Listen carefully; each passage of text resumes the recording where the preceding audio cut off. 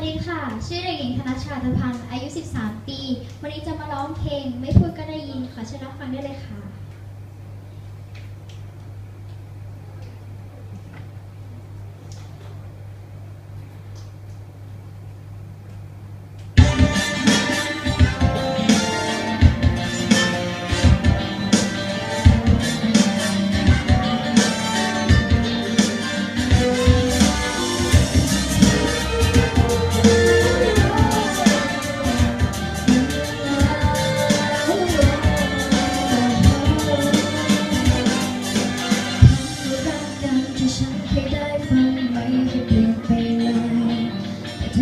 ที่เธอไม่ใช่